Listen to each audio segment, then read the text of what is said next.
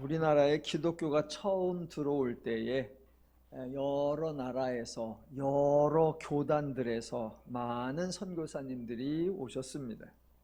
그 중에 영국에 있는 성공회라는 교단도 있었는데, 조선에 가려고 하는 사람들을 모집하면서 조선 선교 형제회라는 단체를 만들었고, 조선에 가서 평생 선교사로 헌신할 사람들은 이 협회에 가입을 하시오. 이 협회에 가입하기 위해서는 조건 4가지가 있습니다 라고 공지를 했다고 해요. 그래서 그 선교회에 가입하기 위한 조건 4가지. 첫째, 급여 없이 생필품만 받고 살아야 하고, 둘째, 그 결과 결혼하지 않고 지내야 하고, 셋째, 어떠한 개인적인 야망이나 사욕 없이 성직자이든 평신도이든 권위 있는 일이든 비천한 일이든 위험하든 안전하든 주어진 일을 피하거나 걱정하지 않고 받아들여야 하고, 그리고 마지막으로 넷째, 그 사람은 수도적인 규율이나 순종으로 일정 기간 훈련을 받아야 한다라는 것이었다고 합니다. 그 훈련을 마치고 선교사로 파송이 되면 생활을 해야 되는데, 그들의 생활은 믿음 선교로 영국 교회 교인들의 자선과 후원에 의존했는데, 비교를 해보니까 당시에 미국에서 파송되어 온 싱글 남자 선교사가 1년을 1,000불로 살았는데, 그 성공의 선교사들은 공동체를 이루면서 1년을 달랑 100불로 살았다고 합니다. 이런 매우 내핍한 궁핍한 생활 환경 때문에 그 영국 성공회 선교사들의 평균 선교 기간은 다른 선교사들과는 다르게 불과 4, 5년 정도로 매우 짧았다고 합니다. 이 논문 자료를 읽으면서 제가 궁금했습니다. 이 선교사들이 선교 활동을 잘 했을까? 더 근본적으로 이 선교사들은 무엇을 전했을까? 당연히 복음을 전했는데 복음을 어떻게 소개했을까? 제가 궁금한 이유는 기독교가 전하는 소식이 기쁜 소식이기 때문입니다.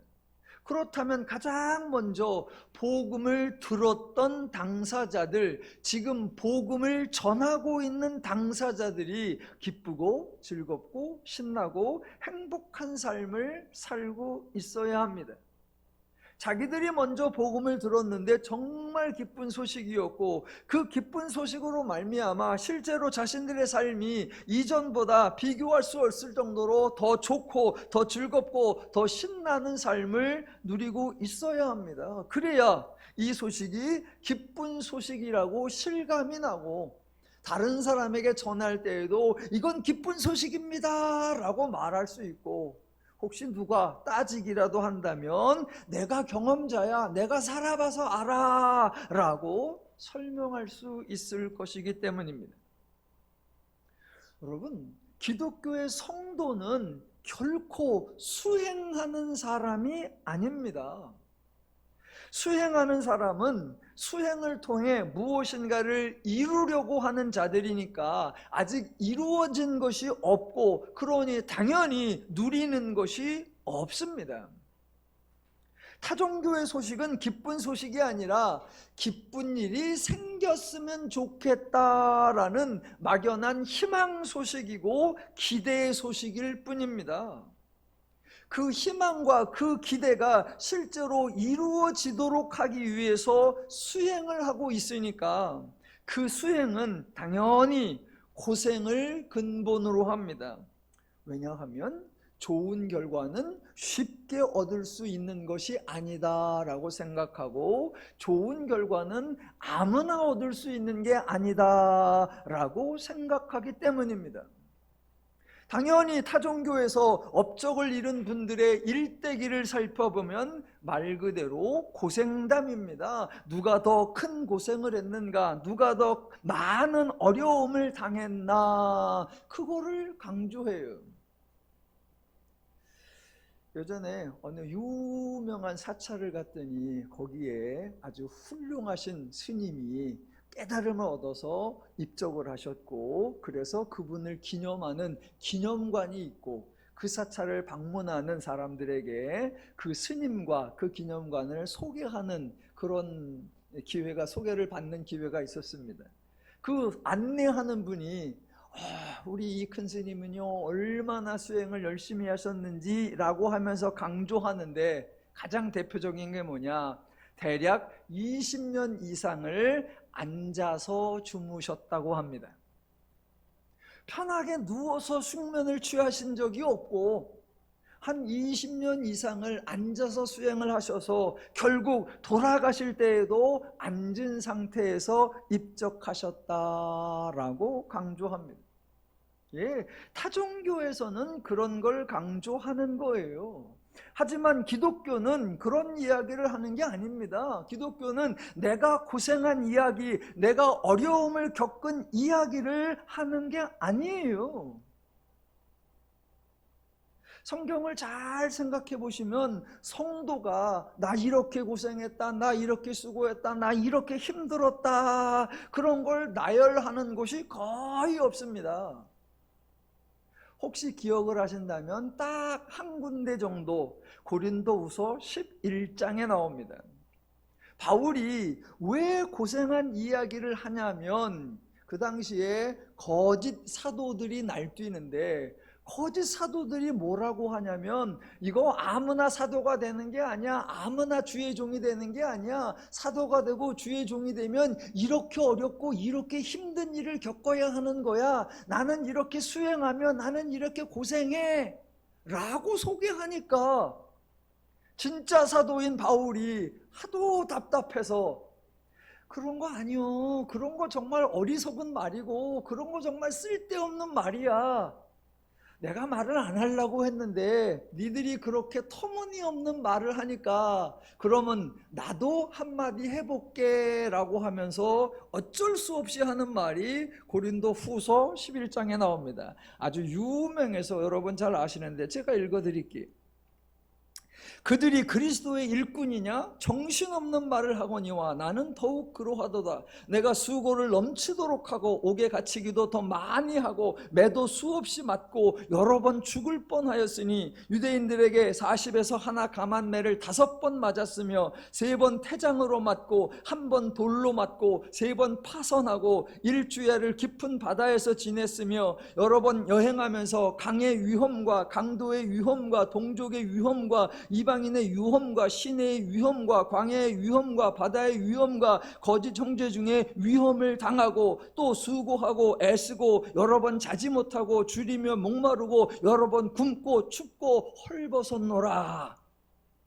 내가 이런 고생을 해서 이렇게 큰 사도가 되었다라고 말하는 것이 아니라, 이런 얘기는 할 필요가 없는데 너희가 터무니없는 주장을 하니까 한번 해본다라고 한 거예요. 예, 기독교는 성도가 고생한 이야기를 하는 것이 아니고, 목사가 목회하면서 얼마나 힘들었나 그 넋두리를 하는 게 아니에요.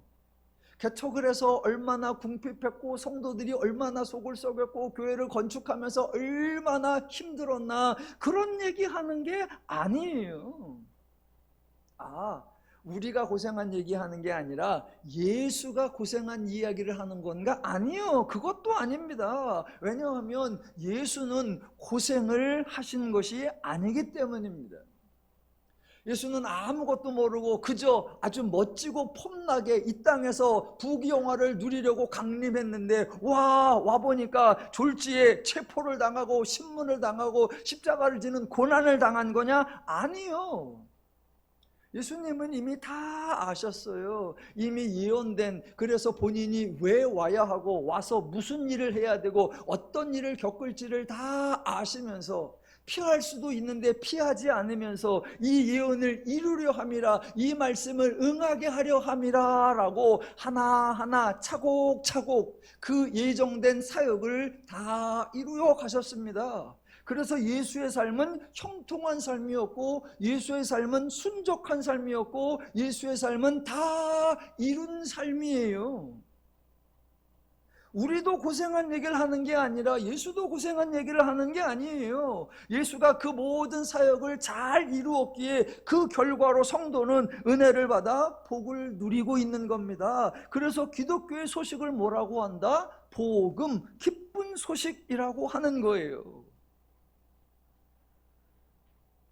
복음서에서 예수님의 모습 보았다면 사도행전에 넘어가 봅시다. 여러분, 사도행전을 읽으면서 전반부에 제자들이 나오고 중반 이후에 사도들의 이야기가 나오는데 어떤 느낌이 드시죠? 읽을 때마다 아이고 제자들이 안쓰럽다, 마음이 시리십니까?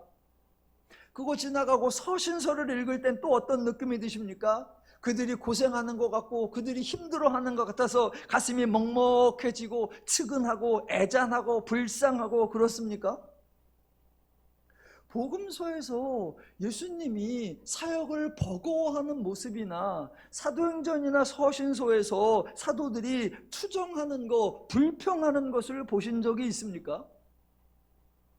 너무 힘든데 사명이라 어쩔 수 없이 감당하느라 견디고 견디면서 원망이 터져 나오려고 하는 것을 겨우 막아내면서 아주 버티고 버텨나가는 그 처절한 모습을 보십니까? 그런 거 아닙니다. 기독교는 그런 종교가 아니에요. 우리 기독교의 하나님이 거룩하신 분이지요. 그러니까 기독교 자체도 거룩한 종교, 기독교의 내용도 거룩한 내용이지요. 그래서 세상의 어떤 교훈과도 다르고 세상의 어느 종교와도 다르죠. 그래서 기독교의 표현도 독특한 게 많이 있어요.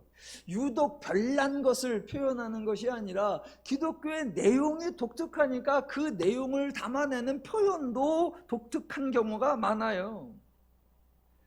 세상에서 무엇인가 도움이 되는 좋은 말을 교훈이라고 하지요. 그런데 기독교에서는 교훈이라고 하지 않아요. 왜냐하면 여러분, 교훈은 대체로 좋은 목표를 소개하는 거예요. 그리고 그 목표를 달성할 수 있는 유용한 수단이나 방법을 소개하는 거예요. 교훈이 결과를 소개하는 경우는 없습니다. 아직 그 일을 행하지 않았기 때문에, 결과가 나오지 않았기 때문에 교훈에서 결과를 알려주는 경우는 없어요. 그런데 기독교는 이미 하나님이 사역을 하셨고 이미 예수님이 사역을 하셨고 그 결과가 나타났고 그 열매가 맺혀 있습니다. 그래서 기독교의 내용을 소식, 무슨 소식? 기쁜 소식, 좋은 소식이라고 하는 거예요. 자, 세상에서 뭔가 유익할 것 같은, 뭔가 이루어내면 좋을 것 같은 그런 내용을 교훈이라고 하고, 그것을 전달하는 자, 그것을 소개하는 사람을 강사라고도 할 수 있고 전달자라고도 할 수 있겠죠. 기독교에서 복음을 전하는 자를 뭐라고 하느냐? 전도자라고 합니다. 그런데 전도자보다 더 멋있는 표현, 세상에서는 거의 사용하지 않는데 기독교에서는 아주 자주 사용하는 멋있는 표현이 있습니다. 그게 바로 증인이라는 표현이. 무엇에 대한 증인입니까? 지금 내가 전하고 있는 이 복음, 이 기쁜 소식에 대하여 내가 증인이다 라는 거예요. 예수님이 십자가 지는 모습을 내가 보았다, 그런 증인이 아니고, 예수님이 부활하는 사건을 내가 현장에서 보았다, 그런 증인이 아니라, 지금 내가 전하는 이 복음이 얼마나 복된 소식인지 내가 직접 체험하고 있고 내가 직접 누리고 있다라는 거예요. 그런 의미의 증인, 더 나아가 산증인이라고 합니다. 당연히 증인은 기쁘게 살고 있고 즐겁게 살고 있고 신나게 살고 있고 행복하게 살고 있고 삶을 누리고 있어야 합니다. 그래서 기독교의 성도는 절대로 수행하는 자가 아니라 누리는 자입니다. 이런 차원에서 제가 서두에 언급한 그 선교사님들에 대해서 좀 궁금한 거예요. 급여 없이 생필품만 받고, 그러니 결혼하지 않는 게 아니라 못했겠지. 그래 놓고는 무슨 일이든지 주어진 일은 무조건 받아들여야 하고, 더 나아가 수도적인 규율을 따르라 라고 했으니 과연 그 선교사님들이 은혜를 누렸을까? 저는 그 선교회에 절대로 지원하지 않았을 겁니다. 예, 그 선교회에 가입해서 훈련을 받고 실제로 조선으로 온 선교사들이 복음을 전했을 텐데 과연 어떻게 전했을까? 그들이 기뻐하면서 기쁜 소식을 전했을까? 기쁜 소식이라고는 하는데 혹시 하나님의 말씀에 순종하지 않으면 심판을 받습니다 라고 한 것은 아닐까? 예수 안 믿으면 지옥에 갑니다 라고 하지는 않았을까? 저는 복음을 전하는 설교자이고 복음과 관련된 일을 하는 목회자입니다. 저는 복음을 전하는 것 어렵거나 힘들거나 전혀 불편하지 않습니다. 왜? 첫째, 제가 전하는 이 복음이 상대를 협박하는 게 아니기 때문에요. 은근히 압력을 가하는 것이 아니잖아요. 괜히 불안감을 조성하는 것도 아니고 슬쩍 두려움이 생기게 하는 것도 아니고 교활하게 부담을 주는 것도 아닙니다. 저는 복음을 전하면서 아예 하나님은 인간에게 징계나 형벌을 주시지 않는다라고 강조합니다. 둘째, 복음을 전하는 게 상대를 꼬시거나 상대를 속이는 게 아니잖아요. 아유, 한번 해봐, 한번 믿어봐 라고 권면의 말을 하는 것이 아니잖아요. 믿으면 복을 받을 수도 있어 라고 제안의 말을 하는 것이 아니잖아요. 뭔가 미끼를 던지는 그런 유형의 말을 하는 것이 아닙니다. 복음은 기쁜 소식을 선포하는 것, 좋은 내용을 공지하는 것, 유익한 결과를 알려주는 것. 그 복음에 내가 먼저 경험하고 누리고 있는 증인으로서 내가 누리고 있는 이 기쁨의 원천을 소개한다. 예, 이게 기독교의 복음이고 이게 기독교의 복음 전하는 자의 모습이어야 합니다. 주중에 어느 선배 목사님이 SNS에 쓰신 글을 보았습니다. 목회에서는 은퇴하시고 기독교 교육 현장에서 기독교 대안학교의 거의 대부처럼 아주 큰 역할을 하시는 선배 목사님이신데 후배 사역자에게, 특별히 후배 목회자에게 쓰신 짧은 글이었어요. 제가 한번 읽어볼 테니까 잘 들어보시고 이게 복음인가, 이게 기독교스러운가 한번 잘 생각해 보시기 바랍니다. 성도는 하고 싶은 것에만 순종한다. 제자도 하고 싶은 것에 순종한다. 그러나 참된 제자는 하기 싫은 것에도 복종한다. 이 지점에서 성도와 제자가 갈린다. 예수님은 편안한 성도와 사역하지 않으셨다. 예수님은 끝까지 따라오는 자기 십자가를 지는 제자와 사역하셨다. 그러므로 성도를 만들지 말고 제자를 세워라. 편안한 신자를 기르지 말고 십자가를 지는 제자를 양육하라. 말씀 앞에 순종하는 사람을 넘어서 말씀 앞에 복종하는 사람을 세우라. 막 아멘이 하고 싶어서 입이 근질근질거리죠? 무슨 말인지는 알겠습니다. 무엇을 강조하려는지도 알겠습니다. 그런데 이러면 안 됩니다. 여러분, 이것은 복음을 전하는 목사가 되라는 것이 아니고 기쁜 소식을 전하는 목회를 하라는 것이 아닙니다. 개인적으로 저에게 보내신 메시지가 아니었으니까 상관없지만 저는 이 권면을 거부하겠습니다. 저는 이런 목사 되지 않을 것이고 이런 목회하지 않을 겁니다. 제가 지난주에도 하나 이야기를 하셨죠? 전도사가 목사 슈치 받을 때 선배 목사님이 권면한 내용, 찬송가 323장의 3절을 기억하라. 존귀 영광 모든 연세 주님을로 받으소서. 멸시천대 십자가는 내가 지고 가오리다. 이걸 꼭 기억하면서 목회하라 라고 하는 당부와 다를 바가 없습니다. 아니, 왜 성도들을 못 살게 굴고 싶어 할까요? 왜 성도들에게 고생을 시키려고 할까요? 왜 성도들에게 싫은 것을 하게 하려고 할까요? 왜 성도들에게 무거운 짐을 지우려고 할까요? 그것으로 성도를 왜 차별화하려고 할까요? 제가 만약 성도라면 제 담임 목사가 저를 그렇게 다룬다면 저는 싫어할 것 같습니다. 그 교회 안 나갈 것 같습니다. 그래서 담임 목사인 제가 저희 성도님들을 그렇게 대접할 수가 없습니다. 성도인지 참 제자인지 제가 한번 테스트를 해볼까요? 그래서 매주 토요일마다 청소하라고 장로님들을 돌려가면서 한 분씩 나오라고 불러댈까요? 청소하기 싫으면 성도에 불과하고, 싫어도 나와서 청소하는 헌신하는 사람이 제자, 참 제자라고 구별할까요? 저희 교회도 성도님들 토요일마다 나오라 그래서 요 밑에 1층에다가 텐트 쳐놓고 붕어빵 구워서 주변 사람들에게 나눠주라고 할까요? 그냥 저는 개인적으로 제가 길을 가는데 누가 천막 쳐놓고 거기서 붕어빵 구워가지고 하나 드세요 라고 하면 저는 그거 안 받을 것 같아. 안 받아서 안 먹을 것 같아. 그래서 저는 우리 성도님들에게 그런 일을 못 시켜요.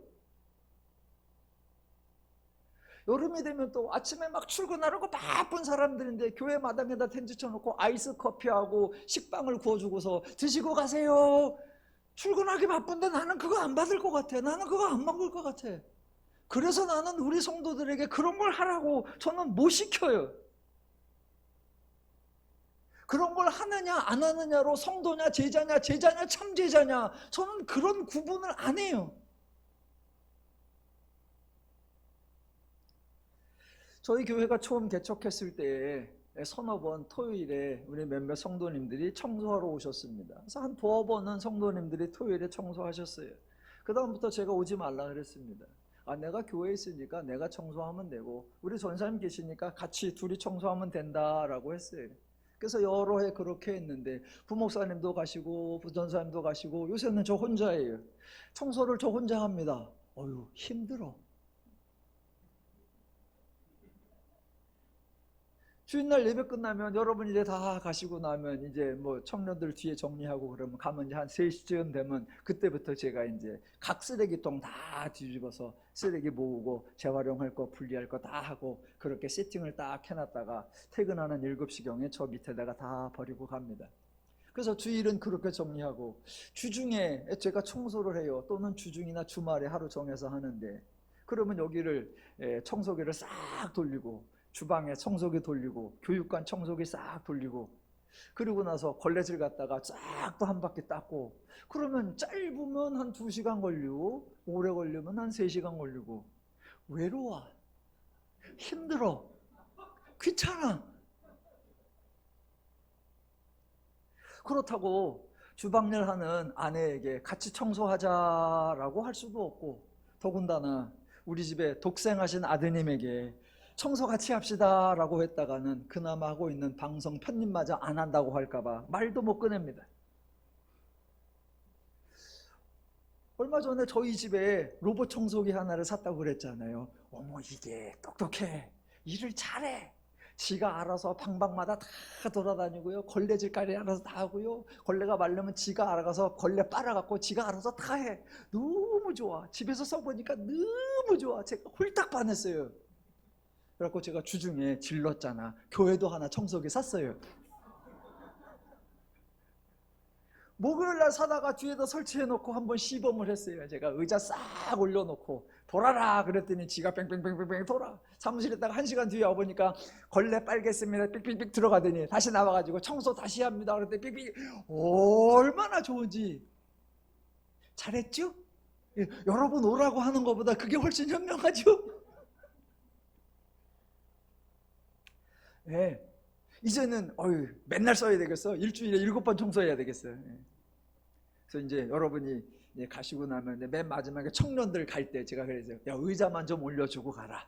그러면 의자 올려주고 가면 제가 청소하고, 그 다음에 이제 화요일날 저녁에 내려놓고, 그럼 수요일날 공부하고, 그 다음에 이제 목요일날 아침에 다시 올려놓고 청소 싹 하고 나서 토요일 오후에 내려놓고, 그럼 최소 일주일에 2번씩은 씻고 닦고 다 되잖아요. 그러면 되지. 싫어하는 것도 복종하게 하라. 아니요. 아마 그동안 여러분께서 여러 교회들에서 참으로 허당한 봉사를 하셨을 겁니다. 예, 수고하셨습니다. 지금은 더누림교회에 출석하고 계십니다. 더누림교회에서는 봉사보다는 하나님을 알아가는 일에 집중하셨으면 좋겠습니다. 더누림의 모든 성도님들께서 복음을 바로 하시고 은혜를 누리시는 즐거운 믿음 생활, 신나는 신앙 생활, 행복한 교회 생활 되시기를 주님의 이름으로 축원합니다. 자, 창세기 2장과 3장을 보고 있는데요, 아주 중요한 내용들이 나오는데 그것을 표현하는 단어들도 나오는데 그 의미를 정확하게 파악하기가 쉽지 않습니다. 창세기 2장 17절에 내가 먹는 날에는 반드시 죽으리라 라고 나오는데, 죽는다는 것이 무슨 의미일까요? 일반적으로 죽음은 인간의 생명이 멈추는 것, 목숨이 다하는 것을 의미합니다. 좋아. 창세기 3장 6절에서 여자와 남자가 모두 선악을 알게 하는 나무의 열매를 먹었습니다. 그런데 그 즉시 그 자리에서 죽지 않았습니다. 먹는 날에는 반드시 죽으리라 했는데 안 죽었어요. 하나님이 숨어있는 사람을 찾아오셔서 아담에게 네가 어디 있느냐라고 물으셨죠. 그랬더니 남자가 내가 동산에서 하나님의 소리를 듣고 내가 벗었으므로 두려워하여 숨었나이다. 하나님이 주셔서 나와 함께 있게 하신 여자, 그가 그 나무 열매를 내게 주므로 내가 먹었나이다 라고 대답했고, 여자에게 내가 어찌하여 이렇게 하였느냐라고 했더니 여자는 뱀이 나를 꿰물어 내가 먹었나이다 라고 대답했습니다. 여러분, 하나님과 여자, 하나님과 남자가 이렇게 대화를 주고받는 것으로 진상이 밝혀졌나요? 누가 잘못했는지, 누가 먼저 잘못했는지, 누가 더 잘못했는지 확연하게 드러났나요? 이제 하나님의 심판과 하나님의 처벌만 남아있는 것인가요? 내가 먹는 날에는 반드시 죽으리라 라고 하셨는데, 하나님이 뱀에게 하시는 말씀이 3장 14절과 15절이고 하나님이 여자에게 하시는 말씀이 창세기 3장 16절이고 하나님이 남자에게 하시는 말씀이 창세기 3장 17절부터 19절까지입니다. 그런데 이 14장부터 19절까지 뱀에게나 여자에게나 남자에게나 하신 말씀 중에 죽음과 관련된 내용이나 단어나 표현이 하나도 없습니다. 내가 금지한 나무의 열매를 먹었으니 내가 애초에 정한 대로 너는 당장 죽어야 한다 라고 말씀하지 않으셨어요.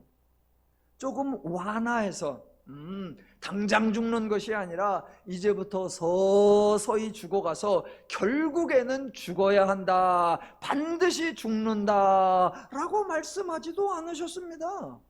하나님은 죽음에 대해서 아무 말씀도 하지 않으셨습니다.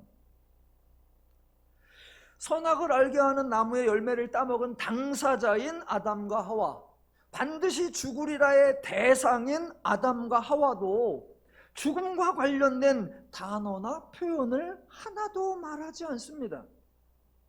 아담이 두려워하였다라고 하는데 죽음을 두려워하였다라는 게 아니에요. 내가 벗었으므로 두려워하여입니다. 하나님이 반드시 죽으리라 라고 했으니까 갑자기 죽음이 확 밀려오고 있어서 숨이 턱턱 막히고 있는 상황 아닙니다. 곧 죽게 될 것이라는 사실에 살아갈 기력이 모두 사라져버리는 것도 아닙니다. 아담과 하와는 죽음과 아무 상관이 없는 것처럼 말하고 행동합니다.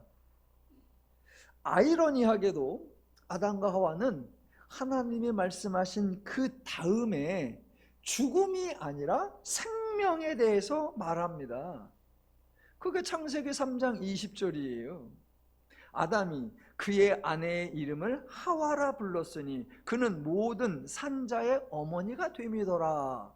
하와라고 그 옆에 아라비아 숫자 1자 있죠? 그 밑으로 내려가 보면 뭐라고 써있다? 생명. 예, 하와라는 이름의 뜻이 생명이에요. 아니, 선악을 알게 하는 나무의 열매를 먹었으면 반드시 죽으리라 라고 했으니까 자기 아내의 이름을 죽음이라고 해야 정상일 텐데, 하나님의 3장 14절부터 19절까지의 말씀을 다 들어놓고도 자기 아내의 이름을 뭐라고 진다? 생명, 하와. 그리고 그 아내를 소개하는데 뭐라고 합니까? 이 여자, 인간에게 죽음을 야기한 여자, 또는 앞으로 모든 죽는 사람들의 원조라고 말하지 않습니다. 죽음을 언급하지 않고 생명을 강조하는 이름을 짓더니 모든 산자의 어머니가 됨이더라 라고 합니다. 하나님은 반드시 죽으리라 라고 말씀하셨고, 여자는 죽을까 하노라 라고 말했고, 뱀은 너희가 결코 죽지 아니하리라 라고 말했는데 누구의 말대로 된 거죠? 과연 하나님이 말씀하신 죽으리라, 이건 무슨 뜻이었을까요? 쉽지 않습니다. 또 뱀과 여자가 대화할 때 3장 5절에서 뱀이 이렇게 말하죠. 너희가 그것을 먹는 날에는 너희 눈이 밝아져 하나님과 같이 되어 선악을 알 줄 하나님이 아심이니라. 여자가 선악을 알게 하는 나무의 열매를 먹었습니다. 그랬더니 3장 7절 이에 그들의 눈이 밝아져. 그걸 또 하나님이 말씀하십니다. 3장 22절 보라, 이 사람이 선악을 아는 일에 우리 중 하나같이 되었으니 라고 합니다. 눈이 밝아져가 무슨 의미죠? 하나님과 같이 되어가 무슨 의미죠? 선악을 아는 것이 무슨 의미죠? 성경 여러 구절을 참조해 가면서 차근차근히 정리해 보도록 하겠습니다. 우선 오늘은, 사람들이 창세기 2장 17절 선악을 알게 하는 나무의 열매는 먹지 말라, 이거를 하나님이 금지하신 법이라고 인식을 하고, 내가 먹는 날에는 이거는 인간이 법을 어긴 죄로 인식을 하고, 반드시 죽으리라, 이거는 하나님이 내리시는 심판, 형벌이라고 인식을 합니다. 그동안 저희가 이것을 생각을 바꾸기 위해서 여러 번 설명을 드렸죠. 첫 번째, 하나님의 말씀은 법이 아니다 라고 했습니다. 하나님의 성품, 하나님의 속성, 하나님의 원리상 하나님은 법을 제정하시는 분이 아니다 라고 했습니다.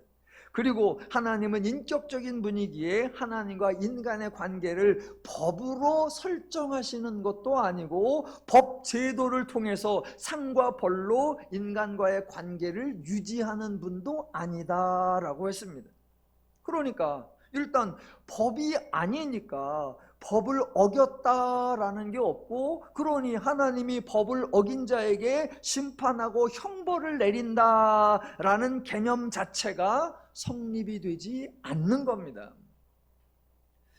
그런데 아직도 많은 사람들이, 심지어는 대부분의 기독교인들조차도 하나님이 법을 정하셨고 인간이 법을 어겼고 그래서 하나님이 징계를 내리신다라고 생각을 해요. 그렇게 생각을 한다면 오늘 읽은 설교 본문 창세기 3장 7절부터 21절까지가 상황이 앞뒤가 맞지가 않습니다. 잘 따라와 보세요. 6절에서 남자와 여자가 선악을 알게 하는 나무의 열매를 먹었습니다. 7절부터 13절까지에서 하나님이 남자, 하나님이 여자와 대화를 나누셨습니다. 하나님이 질문하시고 사람들이 대답을 한 겁니다. 여기에는 하나님이 남자와 여자를 심판하는 내용이 없습니다. 누가 잘했는가, 무엇을 잘못했는가, 얼마나 잘못했는가, 그거에 대한 판결하는 내용이 없고, 그래서 남자에게 어떤 징계를 내리는지, 여자에게 어떤 처벌을 내리는지에 대한 선고가 없습니다. 7절로 13절까지는 질문하고 대답하는 것만 나오지 하나님의 판결문, 하나님의 선고문이 없어요. 대신 많은 분들이 창세기 3장 14절과 15절 하나님이 뱀에게 내리는 징계가 정확하게 나오고 16절에 여자에게 내리는 형벌이 정확하게 나오고 17절부터 19절 남자에게 내리는 처벌이 정확하게 나온다라고 생각들을 합니다. 과연 그럴까요? 그렇다면 잘 보세요. 자, 아직 하나님의 판결이나 하나님의 선고가 등장하지 않은 7절로 13절의 남자와 여자에게는 어떤 현상도 나타나면 안 되는 거예요. 왜? 아직 하나님이 어떠한 조치도 하지 않았으니까 사람에게는 어떠한 증상도 나타나지 않아야지요. 대신 하나님의 준엄한 징계, 하나님의 처벌, 하나님의 형벌이 선포된 14절로 19절 그 다음에는 인간의 반응이 극명하게 드러나야죠. 와, 여자가 하나님의 징계 선언을 들었어. 남자가 하나님의 처벌 선언을 들었어. 듣고 나면 이런 반응이 나와야 되겠죠. 아, 내 인생 망했네. 탄식이 나오든가, 아, 불사, 이제 어떻게 살아가야 된단 말인가? 절망이 나오든가, 아이고, 이 짐은 너무나 무겁습니다. 감당하기가 너무 어렵습니다. 제발 조금만 줄여주십시오 라는 애원이 나오든가, 그게 아니라면 하나님의 처벌을 받고 나니 하나님의 목소리만 들어도 가슴이 철렁거리고 하나님의 그림자만 비춰도 너무너무 무서워서 견딜 수가 없다. 어디론가 내가 피해야겠고 내가 어디론가 숨어야겠다. 그런 말과 그런 행동이 나와야죠. 그런데 지금 본문의 흐름은 정반대예요. 7절부터 13절 아직 하나님이 어떠한 판결도 안 하고 어떠한 징계나 어떠한 형벌도 내리지 않았는데 인간에게 닥친 상황이 있고 그거에 대한 인간의 반응이 있어요. 내가 두려워하여 내가 낯을 피하여 내가 숨었나이다 라고요. 반면에 하나님의 징계가 명확하게 선포된 14절로 19절 바로 그 다음에 인간에게 닥친 어떠한 상황도 없고 당연히 인간의 어떠한 반응도 없습니다. 대신 너무나 상황에 맞지 않는 내용이 이어지죠. 아까 말씀드린 것처럼 20절에서 아담과 하와는 마치 징계를 받지 않은 것처럼 어떠한 처벌이나 형벌도 받지 않은 것처럼 설령 징계나 처벌을 받았다 할지라도 전혀 개의치 않는 것처럼 아주 해맑은 모습으로 아담이 그의 아내의 이름을 하와라 불렀으니 그는 모든 산자의 어머니가 됨이더라. 이름 짓기 소꿉장난을 하고 있어. 아니, 하나님도 마찬가지지. 바로 앞에서 인간에게 어마무시한 징계나 형벌을 내리셔놓고는 전혀 딴판으로 21절에 여호와 하나님이 아담과 그의 아내를 위하여 가죽옷을 지어 입히시니라. 여러분은 지금 이 본문의 흐름이 자연스럽습니까? 이 내용 전개가 납득이 되고 이해가 되십니까? 자, 하나님이 뱀에게 하신 말씀을 잘 읽어보면 그 중간에 저주, 원수라는 표현이 나오고요. 하나님이 여자에게 하신 말씀을 읽어보면 그 말씀 중에 고통, 수고 라는 표현이 나오고요. 하나님이 남자에게 하신 말씀을 읽어보면 저주, 수고, 땀이라는 표현들이 반복해서 나옵니다. 사람들이 싫어하는 표현이고 당하고 싶지 않은 상황이고 결코 경험하고 싶지 않은 내용들입니다. 그래서 딱 읽어보는 순간 아, 이게 진짜 하나님의 형벌이구나 라는 생각이 드는 것 같아요. 그런데 과연 이게 하나님의 징계이고 과연 이게 하나님의 형벌일까요? 제가 한번 우스갯소리를 해볼게요. 억지를 한번 부려볼게요. 자, 하나님이 여자에게 임신하는 고통을 크게 더하여서 여자가 수고하고 자식을 낳을 것이라 라고 했습니다. 그렇다면 임신하지 않는 여자나 해산하지 않는 여자는 벌을 받는 것에서 면제가 되는 겁니까? 또 하나님이 남자에게 땀을 흘려야 먹을 것을 먹으리라 라고 하셨는데, 그러면 여자는 땀을 흘리지 않아도 되는 겁니까? 아니, 여자에게 말한 것은 여자에게 해당하고 남자에게 말한 것은 남자에게 해당이 되는 거죠. 그래서 여자에게 뭐라고 했다? 임신하는 고통이나 수고하고 자식을 낳을 것이다. 그건 여자에게 해당이 되고 남자에게는 해당이 안 됩니다. 동일하게 남자에게 말한 수고하여야 소산을 얻고 땀을 흘려야 먹을 것을 먹는다라는 거, 남자에게 한 말이니까 여자에게는 적용이 안 돼야죠. 여자 여러분, 수고하지 않아도, 땀을 흘리지 않아도 되는 삶, 그런 삶을 살고 계시나요? 또 남자에게 뭐라고 했느냐? 수고해야 소산을 먹고 땀을 흘려야 먹을 것을 먹는다. 아니, 이렇게 말씀하셨으면 하나님은 왜 만나를 주셨대요? 광야에서 이스라엘 남자들 아무 일도 하지 않았는데, 수고도 하지 않았는데, 땀을 흘리지도 않았는데, 자그마치 40년간이나 먹는 것에 대하여 전혀 걱정하지 않아도 되는 상황은 왜 말씀하셨어요? 아니, 이게 징계라면, 이게 형벌이라면, 이게 처벌이라면 하나님 스스로 하나님의 징계나 처벌을 무효화시키신 겁니까?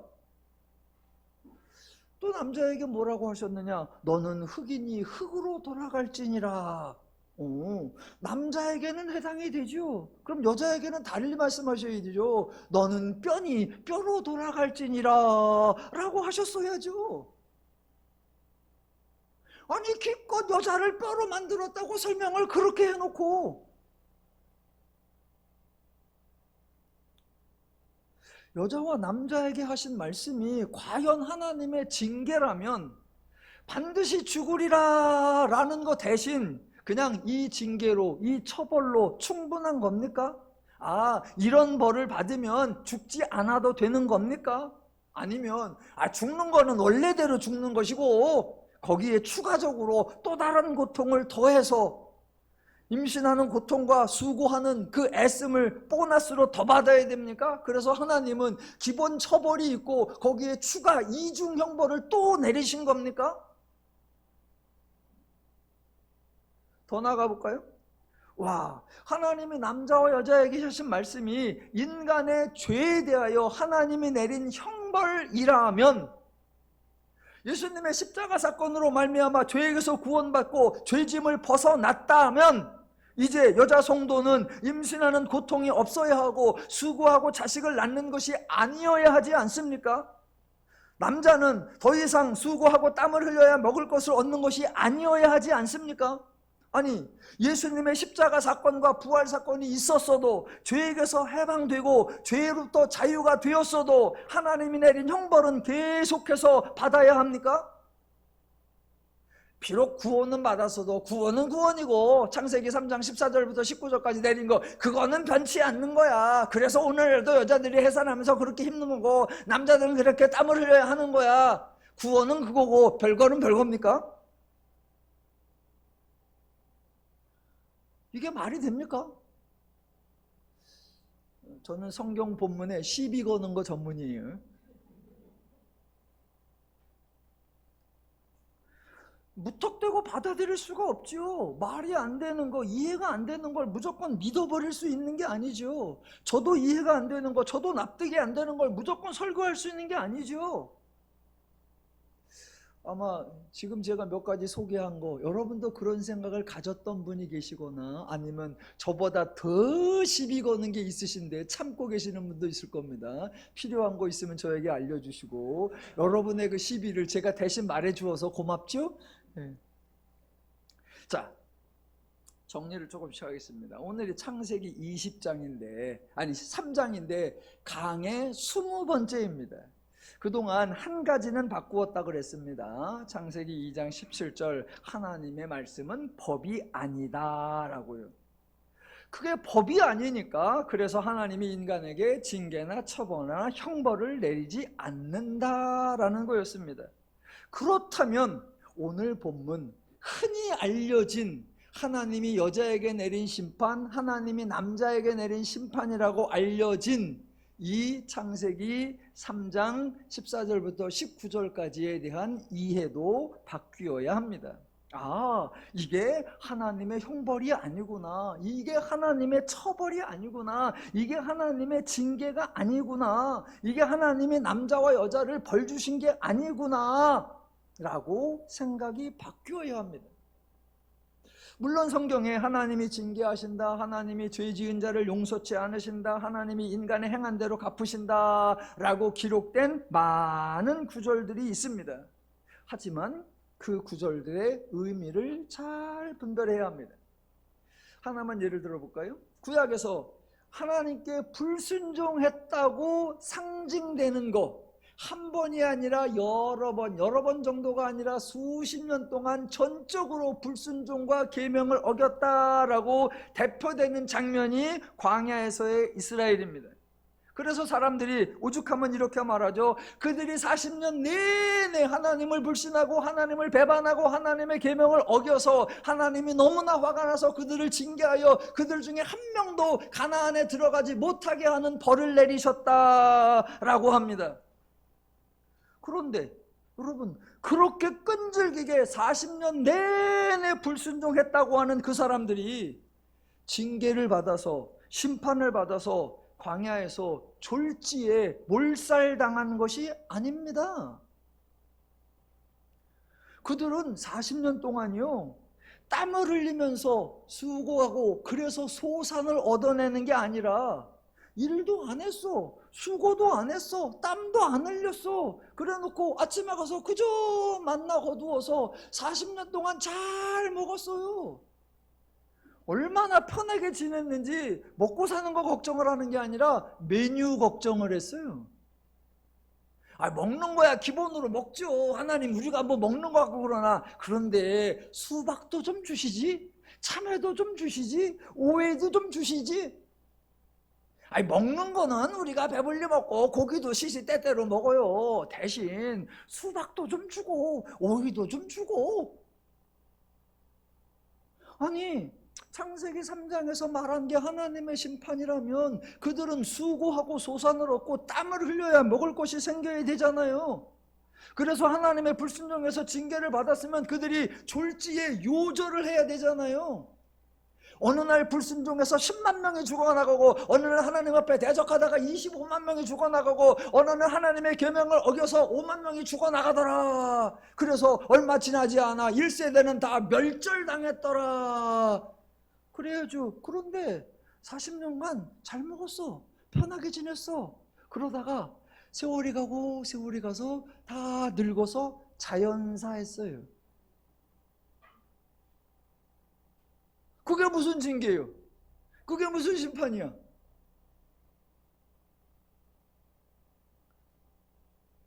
하나님이 법을 주셨다. 그래서 우리 하나님은 법으로 심판하시는 분이고, 그래서 우리 하나님은 공평하시고 정의로우신 분이다 라고 해요. 근데 성경을 읽어보면 하나님이 이스라엘을 대하시는 태도가 우리가 생각하고 우리가 말하는 공평과 정의하고는 많이 달랐습니다. 광야 생활, 이스라엘이 죄를 지었다고 그렇게 강조하는 그 광야 생활에서 하나님이 민수기 23장에서 이렇게 말씀하십니다. 21절. 야곱의 허물을 보지 아니하시며 이스라엘의 반역을 보지 아니하시는도다. 하나님이 허물을 똑똑히 보셔야 징계를 하시고 반역을 눈뜨고 보셔야 형벌을 내리실 텐데, 허물을 보지 않고 반역을 보지 않으신다고 합니다. 아니, 불꽃 같은 눈동자로 감시하다가 딱 죄를 짓는 순간 가차없이 징계와 처벌을 내려야 되는데, 허물인데 안 본대, 반역인데 안 본대. 안 봤으니까 징계 안 해. 또 하나, 그 유명한 이사야 1장 18절. 너희 죄가 주홍 같을지라도 눈과 같이 휘어질 것이요 진홍같이 붉을지라도 양털같이 되리라. 아니, 죄가 주홍 같으면 일단 강력한 징계를 내려야 하고, 죄가 진홍같이 붉으면 일단 살벌한 형벌을 내려야죠. 그런데 죄가 깨끗해지고 죄가 하얘진대. 아유, 구약의 초반에서는 하나님께서 살벌하게 하시다가 후반기에 가서는 하나님이 온유해지셔갖고 구원을 예언하시는 거예요. 하나님이 시기에 따라 성품이 달라지고 하나님이 상황에 따라 속성이 달라집니까? 자, 이제 다시 창세기 3장으로 와봅니다. 창세기 3장에 자, 인간의 하나님의 징계나 하나님의 형벌이 언급되어 있지 않은 7절로 13절에는 인간의 반응, 두려워하여 낯을 피하여 숨었나이다가 나오고, 도리어 징계나 처벌이나 심판이 나온 것으로 이해되는 15절로부터 19절, 그 다음에는 아무 현상도 나타나지 않고 아무 반응도 나오지 않습니다. 이것을 바르게 이해할 수 있는 중요한 성경 구절을 하나 읽어보겠습니다. 그 유명한 신약의 갈라디아서 5장입니다. 갈라디아서 5장 하면 여러분 다 아는 게 성령의 열매, 갈라디아서 5장 22절이겠죠. 하지만 오늘은 그 앞에 나오는 구절을 보겠습니다. 16절부터 제가 읽어볼게요. 내가 이르노니 너희는 성령을 따라 행하라. 그리하면 육체의 욕심을 이루지 아니하리라. 육체의 소욕은 성령을 거스리고 성령은 육체를 거스리나니 이 둘이 서로 대적함으로 너희가 원하는 것을 하지 못하게 하려 함이니라. 너희가 만일 성령의 인도하시는 바가 되면 율법 아래에 있지 아니하리라. 그래놓고 이제 창세기 3장을 이해하는 결정적 힌트가 19절에 이렇게 나옵니다. 육체의 일은 현저하니 곧 음행과 더러운 것과 호색과 우상숭배와 주술과 원수 맺는 것과 분쟁과 시기와 분냄과 당짓는 것과 분열함과 이단과 투기와 술취함과 방탕함과 또 그와 같은 것들이라. 세상 사람들은 법이 있어. 그 법을 어기면 죄이고 죄를 지으면 징계나 형벌을 받고 죄를 짓지 않고 선을 행하면 상이나 복을 받아 라고 생각합니다. 하지만 성경은 다릅니다. 인간의 행동이 있고 그 행동에는 당연한 결과가 있다라고요.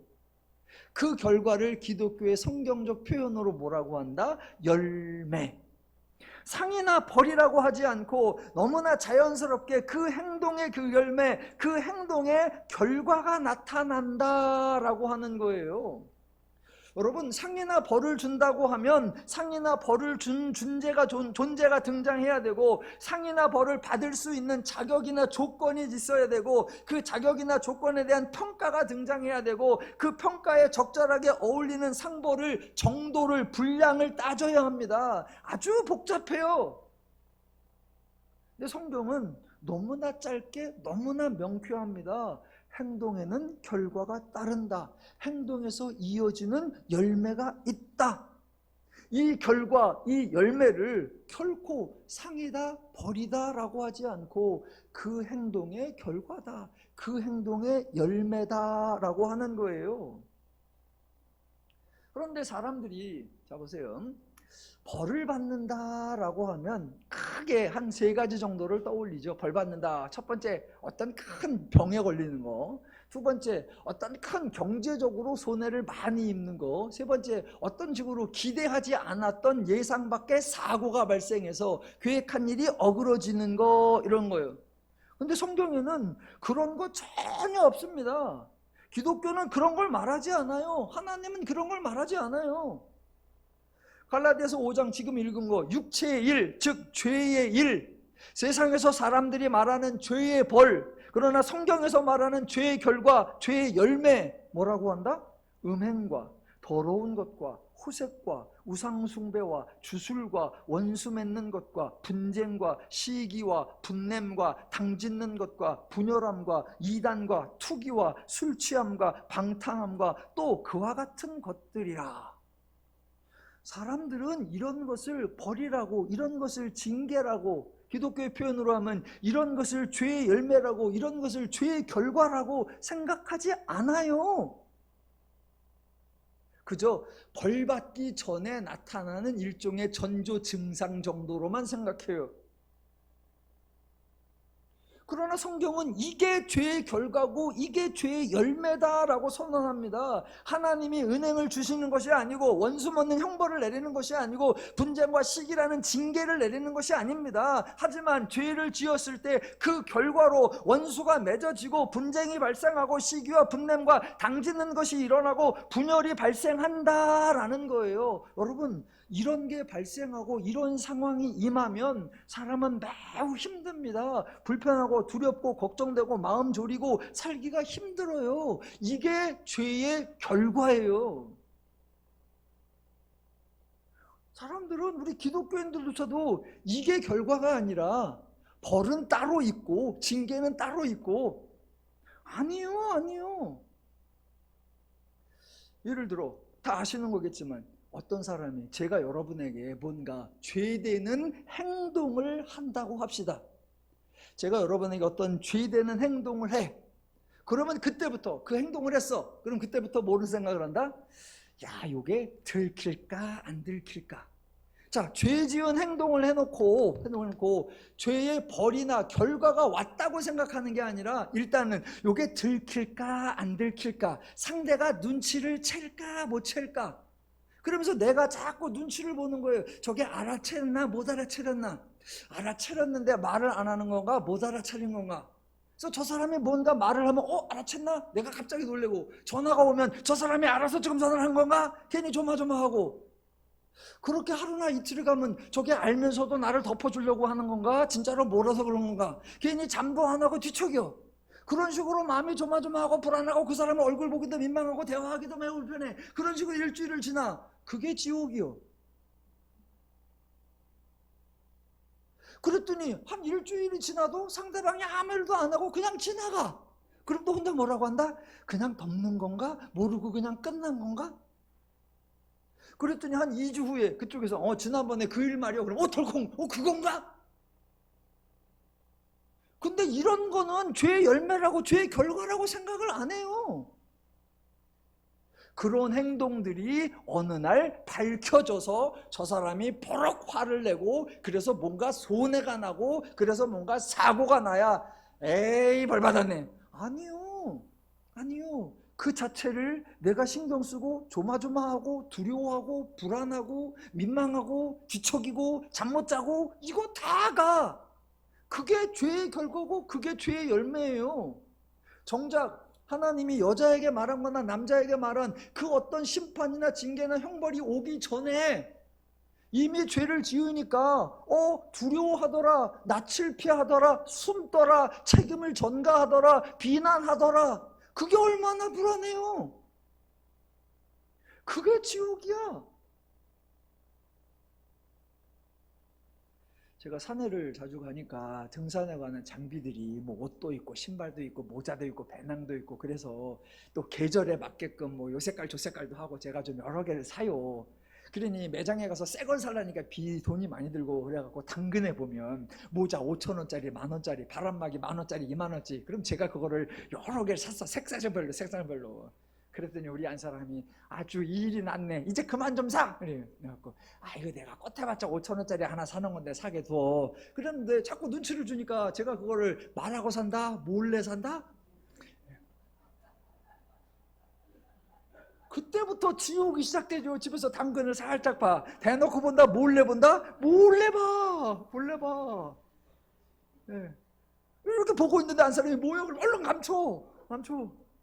그래, 평상시에는 거기도 소리를 질러놔서 내가 한 게 가격이 떨어지면 당근 알려줘야 돼. 근데 집에서 당근 그랬다가는 여자가 돈기눈을 떠 집에서. 그러니까 알람도 무음으로 치고.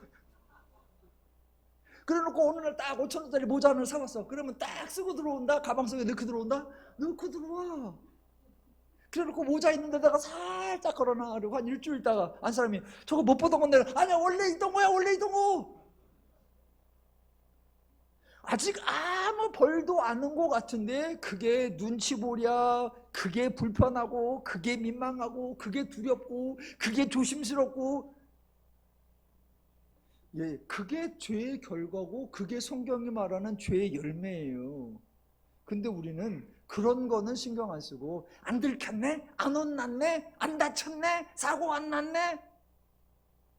아니요. 그래서 창세기 7장부터 13절까지의 징계가 없는 것 같지만 아담이 두려워하더라, 피하더라, 숨더라, 책임 전가하는 거, 그게 이미 죄의 징계가 온 거고, 그러니까 14절부터 19절에 나오는 마치 하나님의 징계 같은 거, 그거는 사실 징계가 아니에요.